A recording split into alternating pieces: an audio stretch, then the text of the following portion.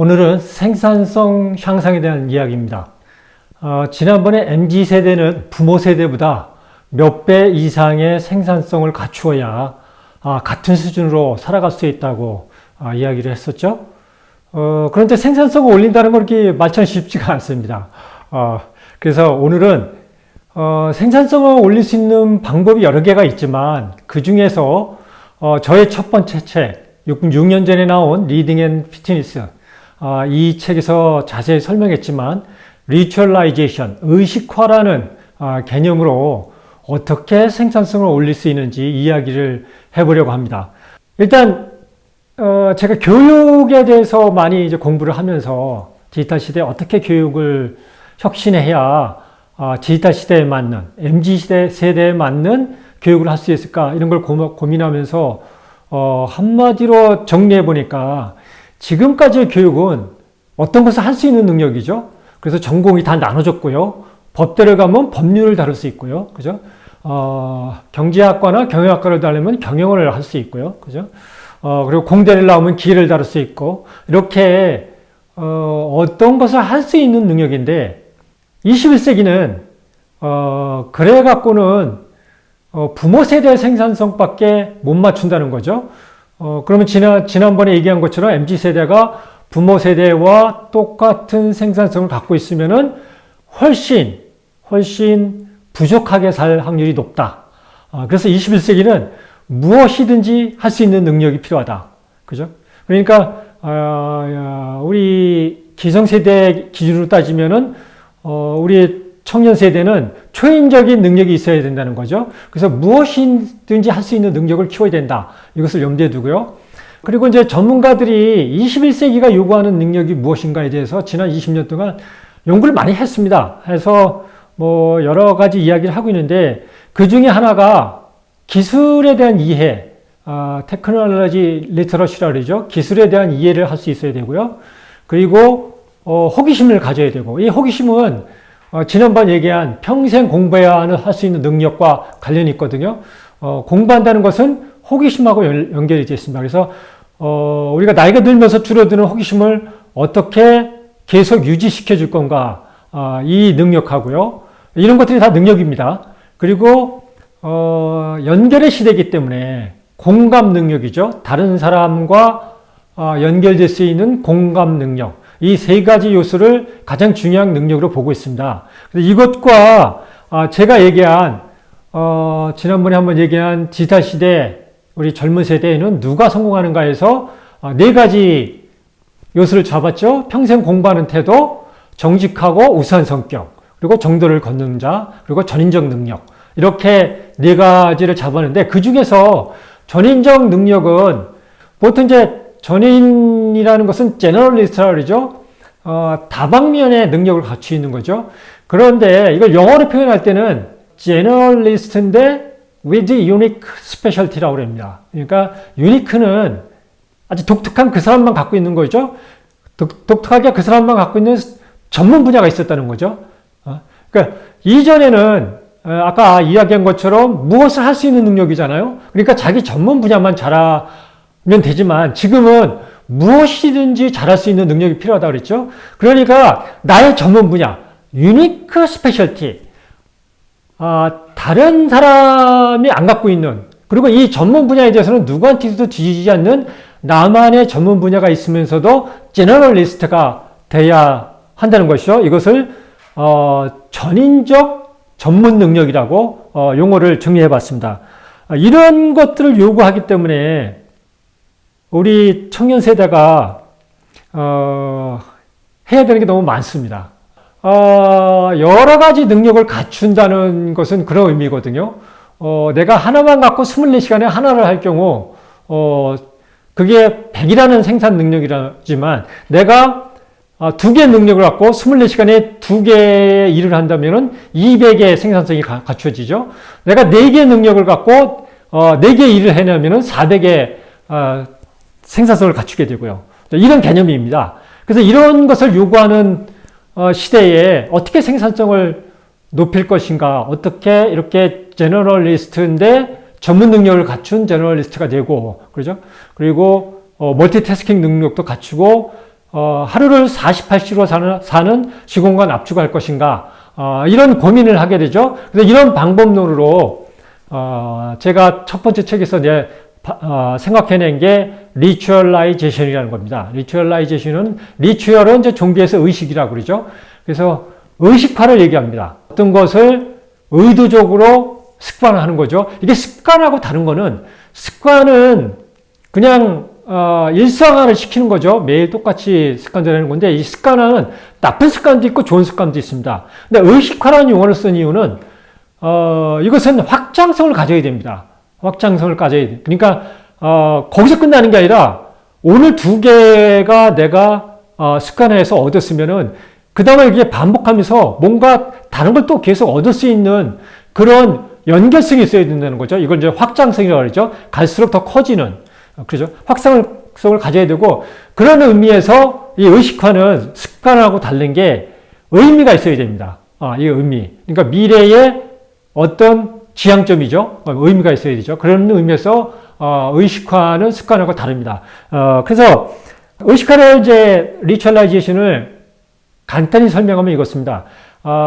긍정의 심리학에서 어떤 사람들이 행복하게 살 것인가, 그리고 행복한 사람이 생산성이 높다. 그래서 생산성이 높으면서 행복하게 살려면은 어떻게 해야 될 건가로 제시한 것이 내가 할 수 있는 것을 골라라. 그리고 그 중에 내가 하고 싶은 것을 추려낸다. 그리고 그 중에 다시 또 진짜 하고 싶은 것을 추려낸다. 그리고 그 중에 정말로 진짜 하고 싶은 것을 골라라. 그래야 너가 행복하게 생산성이 높은 삶을 살 수 있다. 이렇게 제시를 하거든요. 그런데 이런 경우에 걸리는 사람은 0.1%도 안 됩니다.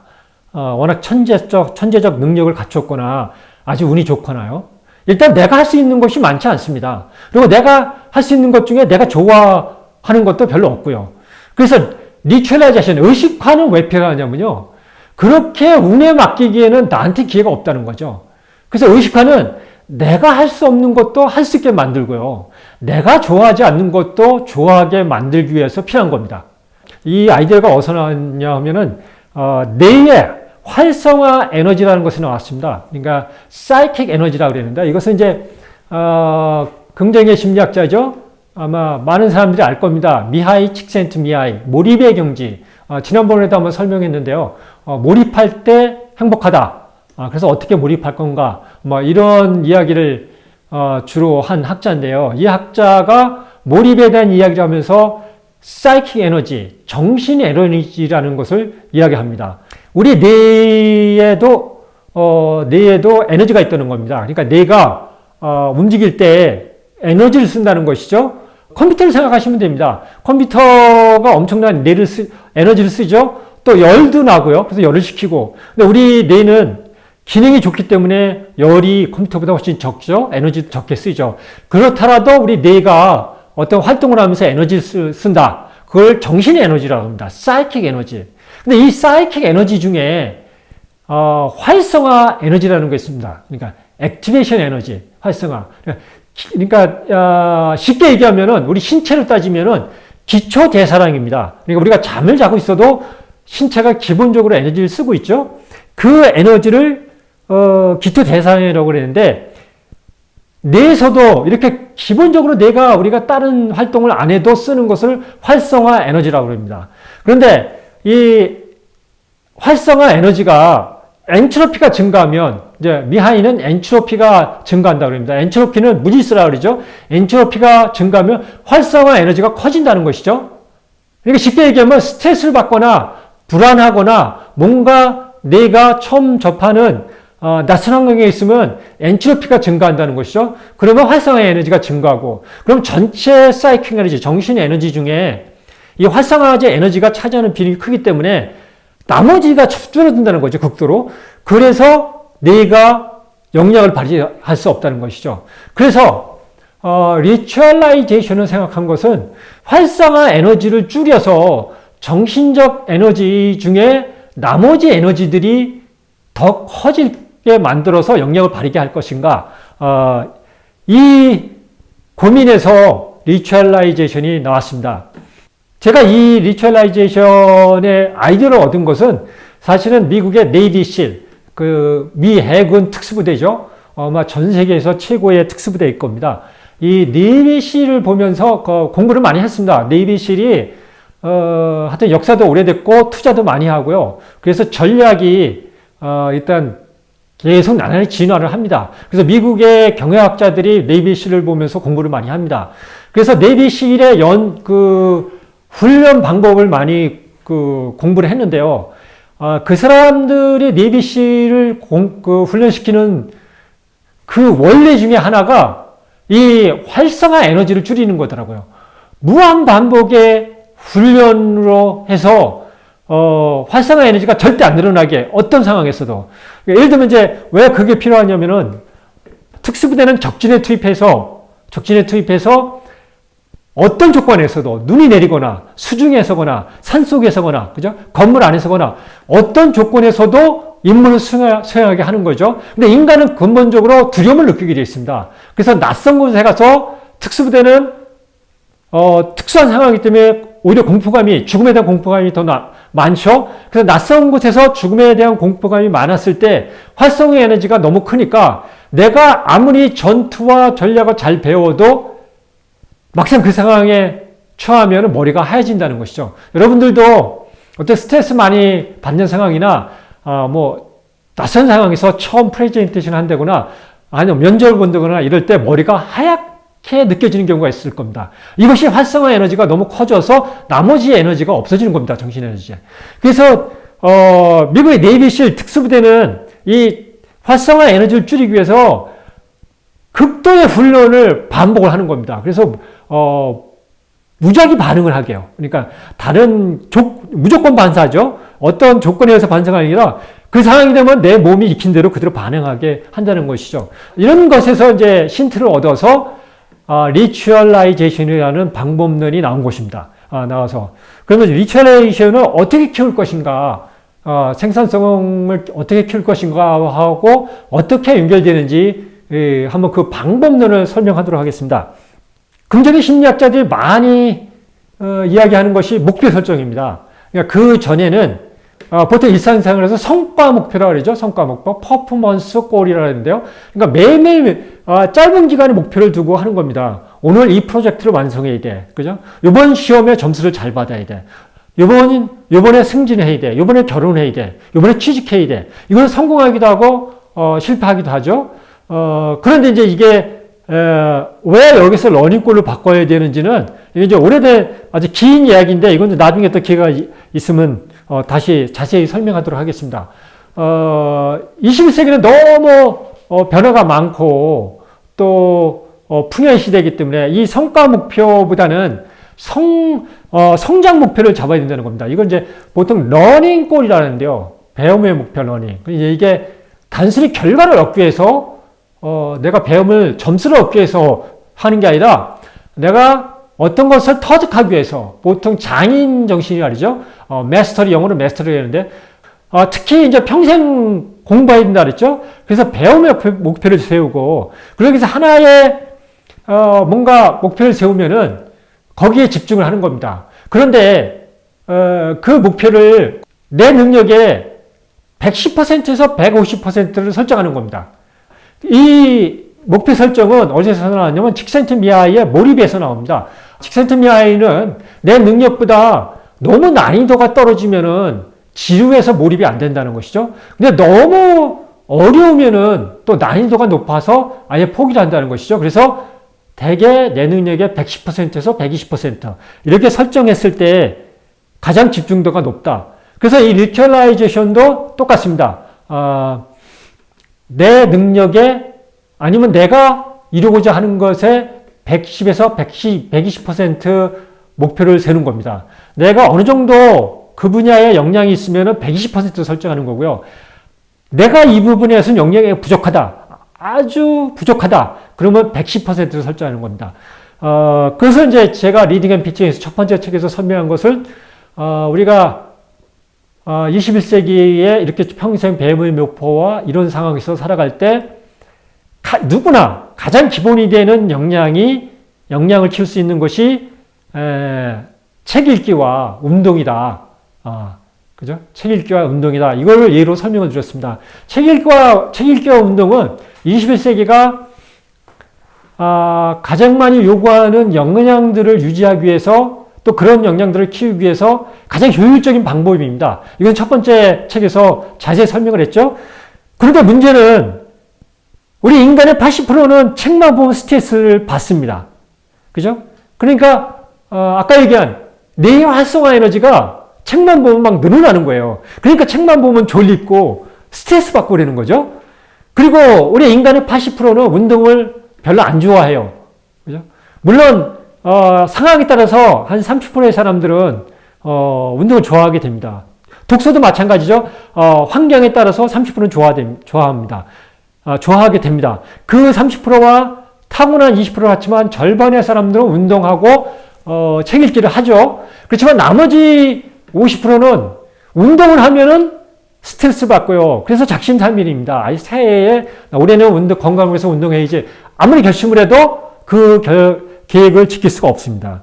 또 책 읽기를 해야지 그래도 지킬 수가 없죠. 그것은 원래 태어나기를 책을 읽으면은 이 활성화 에너지가 막 커지는 스트레스가 받는 유전인자인 겁니다. 또 운동을 하면 스트레스 받는 게 유전인자인 겁니다. 그런데 21세기에 역량을 갖추는데 기본이 되는 가장 좋은 방법이 책 읽기와 운동이라고 그랬죠. 이걸 어떻게 하냐 이죠. 그래서 제가 25년 동안 회사를 다니면서 리추얼라이제이션 한 게 있습니다. 저도 그렇게 책을 습관적으로 읽는 성향은 아닙니다.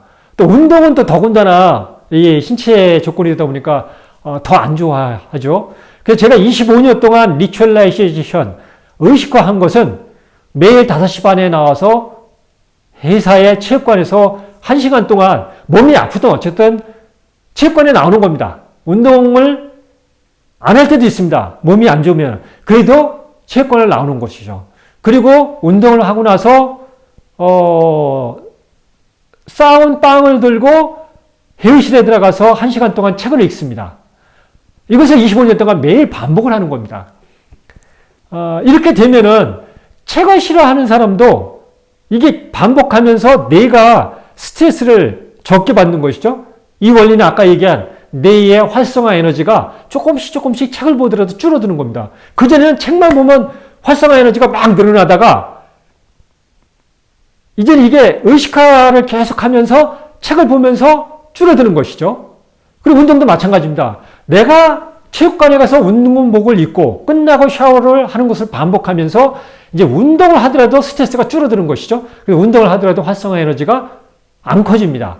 그래서 이것이 내 것이 되는 것이죠. 그러니까 의식화의 개념은 그겁니다. 그런데 여기서 이제 목표 110%, 120%를 달성하는 건 이겁니다.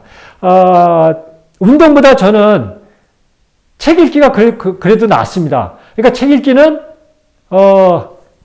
그전에는 1년에 한 서너 권 읽었다 그러면은, 올해는 한 달에 한 권을 읽자. 그죠? 한 권을 읽자. 그 이전에 한 달에 한 권을 읽기 위해서 하루에 무조건 한 페이지 이상 책을 읽는다. 이게 의식화입니다. 하루라도 걸르면 안 됩니다. 매일매일 해서 습관화가 아니라요. 이 뇌 자체가 거기에 익숙해지게 하는 것이죠. 이게 의식화입니다. 위추얼라이제이션. 그래서 나의 목표는 내가 1년에 한 서너 권 읽으니까 목표를 120% 정하는 겁니다. 그래서 한 달에 한 권씩 읽는다. 또 의식화는 매일 책을 한 페이지 이상 읽는다. 그러니까 책을 매일 피워야 되는 겁니다. 친구들과 늦게까지 회식을 하고 새벽에 들어왔어도 한 페이지라도 읽고 자는 겁니다. 체육관 몸이 아파도 체육관에 가서 체육복을 갈아입고 그리고 샤워를 하고 운동을 안 하더라도 매일 하는 겁니다. 이것이 의식화입니다. 그래서 운동은 처음에는 110%를 잡았습니다. 하루 30분 운동하되 일주일에 적어도 2번을 한다. 하여튼 체육관은 거의 매일 나가되 새벽에 못 나가면 낮에라도 들린다. 체육관을. 그리고 운동은 30분 이상 일주일에 적어도 2번 이상 한다. 110%를 잡는 겁니다. 이렇게 3개월에서 6개월을 하면은 활성화 에너지가 줄어들죠? 이제 운동을 해도 활성화 에너지가 안 늘어나고 책을 읽어도 활성화 에너지가 안 늘어납니다. 그러면 이것이 나의 능력의 90%, 80% 영역으로 들어옵니다. 그러면 아까 칙센트미아이가 얘기한 것처럼 내 능력보다 난이도가 낮으면은 또 지루해서 몰입이 안 되죠? 그러면 이때 목표량을 올리는 겁니다. 이게 리추얼라이제이션의 방법론입니다. 그래서 그 다음에는 하루에 적어도 5페이지는 읽는다. 그리고 책을 한 달에 2권 읽는다. 운동은 하루에 1시간씩 적어도 일주일에 3일 이상 한다. 이렇게 다시 목표를 110% 넘게 올리는 겁니다. 자, 이게 이제 전인적 전문가. 이제 한국말로는 전인적 전문가라고 제가 했습니다. 그러니까 영어하고 반대죠. 영어는 generalist with unique specialist고요. 한국말로는 전인적 전문가. 이게 한국말로 번역하기가 어렵더라고요. 그래서 사실은 우리는 팔방미인이라고 보통 얘기하는데 팔방미인하고는 조금 다른 것 같아요. 그래서 전인적, 무엇이든지 할 수 있는 능력, 그리고 성격도 원만한 그런 사람을 전인적 인간이라 그러죠. 그런 전인적 전문가 능력을 키우기 위한 방법론으로 리추얼라이제이션을 설명해 볼게요. 일단 개별 종목은 이해가 됐죠. 일단 나의 전문 능력은 이건 따로 설명을 안 드려도 될 것 같아요. 이전 시대가 무엇을 잘할 수 있는 능력을 키우는 거라 그랬잖아요. 교육도 대학이든 무엇이든 무엇을 잘할 수 있는 능력을 키우는 거잖아요. 그 방법론대로 가면 될 것 같아요. 단지 최고의 영역을 향해서 달려가야 된다는 것이죠. 제가 이제 한국 교육이 무지 장점이 많거든요. 한국 교육은 수재를 대량 생산하는 장점이 있습니다. 우리 한국 교육을 우리들이 잘 모르는데요. 우리들은 우리 한국 교육이 문제가 많다고 그러는데요. 전 세계 최고 경쟁력입니다. 그 최고 경쟁력이 대한민국 교육은 수재를 대량 생산한다는 겁니다.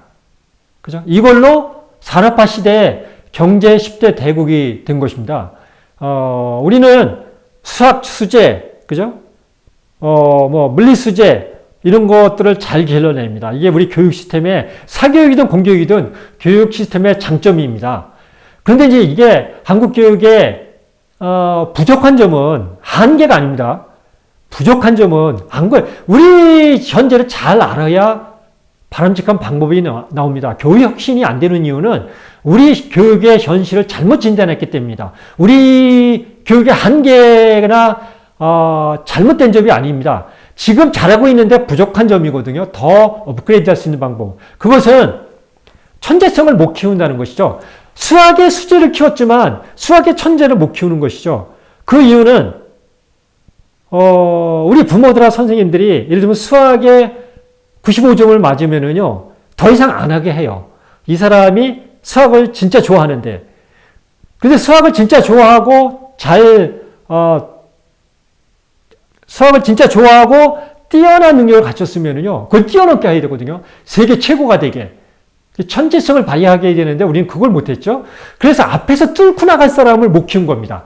그죠? 그래서 우리는 지금 기업을 하더라도 카피캣, 다른 나라에서 잘하는 것을 복제해서 키우는 데는 무지 잘하는데 이게 수재들이 잘하는 겁니다. 우리가 수재가 많기 때문에 그것을 잘한 것이죠. 그런데 새롭게 만드는 것을 못하는 이유는 그겁니다. 그래서 이게 이제 자꾸 이야기가 옆으로 새는데요.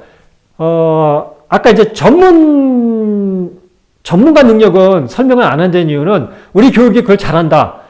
이제 거기에 이제 보완할 것은 더 뛰어난 전문가가 되도록 최고의 전문가, 천재성 전문가가 되도록 그것은 그렇게 보완을 해야 된다는 것이고, 여기서 전인적 교육이 우리가 잘 안 됐죠. 그래서 전인적 교육은 제너럴리스트잖아요. 그래서 내가 다른 것도 해야 돼요. 예를 들면은 내가 디자인이 전공이에요. 그런데 코딩을 배우고 싶어요. 배우죠?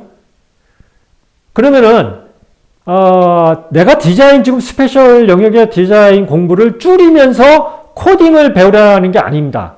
그게 이제 예전 방법이죠. 이런 시대에는, 생산성을 높이기 시대에는 특히 전인적 전문가는 디자이너로서의 나의 전문 분야도 세계 최고가 돼야 되고요. 거기에 다른 분야도 알아야 되잖아요. 그래서 이제 일단 목표를 내가 디자이너인데, 디자인이 전공인데, 코딩을 배우겠다. 그러면 이거는 최고가 되기 위해서 노력하면서 코딩을 따로 공부를 하는 겁니다. 그러면은, 원래 디자인만 내가 공부할 때는 내 능력의 100%에 맞춰져 있다 그래요. 그러면 코딩을 너무 욕심내지 않고 이게 목표의 120%가 되게 그렇게 설정하는 겁니다. 코딩을 얼마 기간에 어느 수준을 배우겠다. 이렇게 설정하는 거죠. 그리고 두 개를 겸용해서 의식화를 하는 겁니다. 그죠? 코딩을 매일 해야죠, 그러면. 매일 조금이라도. 그래서, 쉬운 것부터. 이렇게 해서 두 개를 접하다 보면요. 이것이 다시 100 이내로 들어옵니다. 이렇게 해서 120 이내로 들어와서 내가 디자인 전공을 계속 공부하면서 코딩 공부하고 이 겸하는 게 80이나 90 영역으로 내 역량에 80이나 90 영역으로 들어오면은 다시 뭐 하나를 넣는 겁니다. 코딩을 배웠으니까 요번에는 콘텐츠 생산 능력을 배우자. 디자이너니까 내가 디자인에는 자신이 있는데 요즘은 콘텐츠 전성 시대니까 동영상 만드는 걸 배우자. 그래서 그걸 배운다고 그러세요. 그러면 코딩 배우는 것을 없애고 그걸 좀 그만두고 어느 정도 배웠으니까 콘텐츠 동영상 만드는 것을 배우는 게 아닙니다.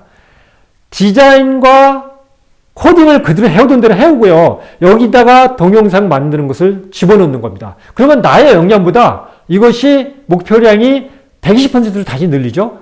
이것을 매일매일 해내는 능력입니다. 이렇게 하면서 120%는 목표를 설정했을 때 활성 에너지가 늘어납니다.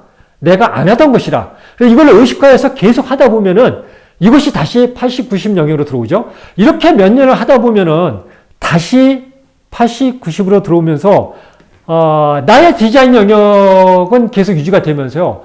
여러 가지 영역을 서너 개가 할 수 있는 그런 나의 포트폴리오가 완성이 됩니다. 좀 이해를 하신 분도 있고 아직 하지 못한 분들이 있는데요. 일단 리처라이제이션은 내 활성화를 줄이는 거다. 그래서 내가 잘 못하는 분야지만 얼마든지 해낼 수 있다. 이렇게 이해를 하시면 됩니다. 저 같은 경우는 운동과 책 읽기를 그렇게 했다고 그러죠. 저는 영어 읽기를 또 그렇게 완성을 했습니다.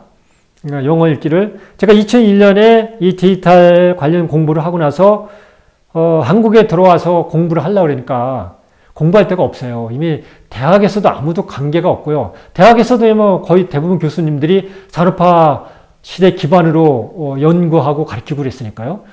그러다 보니까 어디 서적도 없고 배울 데도 없고 그래서 미국 실리콘밸리를 공부할 수밖에 없잖아요. 그 분야에서 제일 앞서가 있는.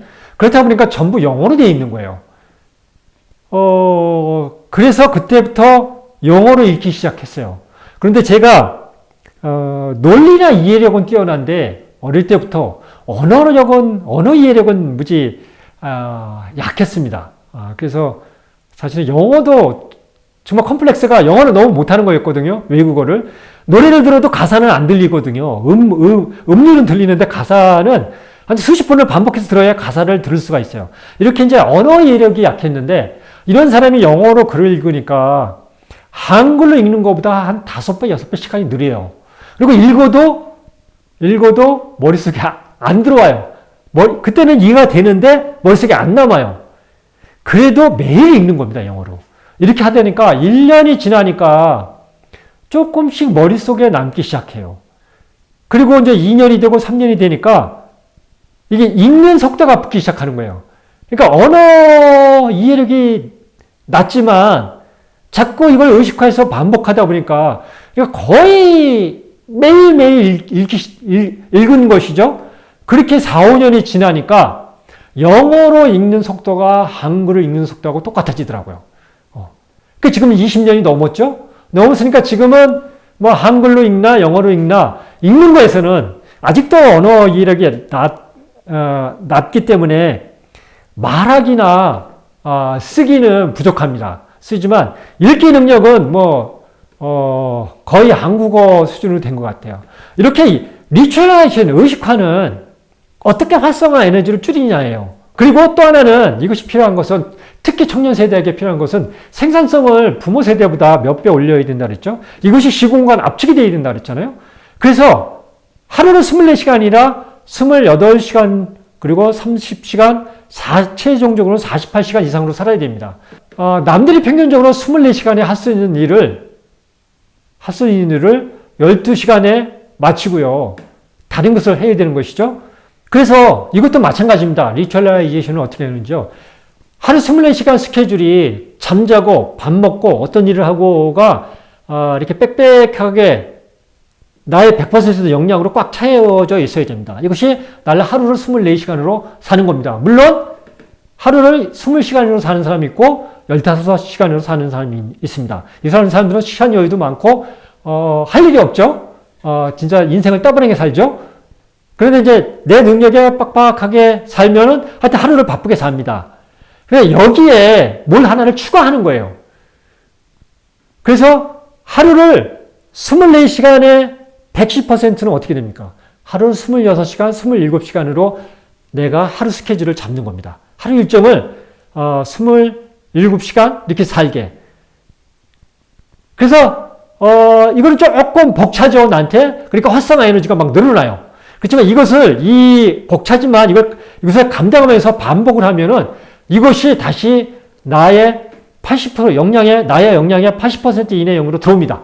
그러면 다시 10% 20% 늘리는 겁니다. 그러니까 하루를 30시간으로 사는 것이죠. 이렇게 하다 보면은 하루를 48시간으로 살 수 있습니다.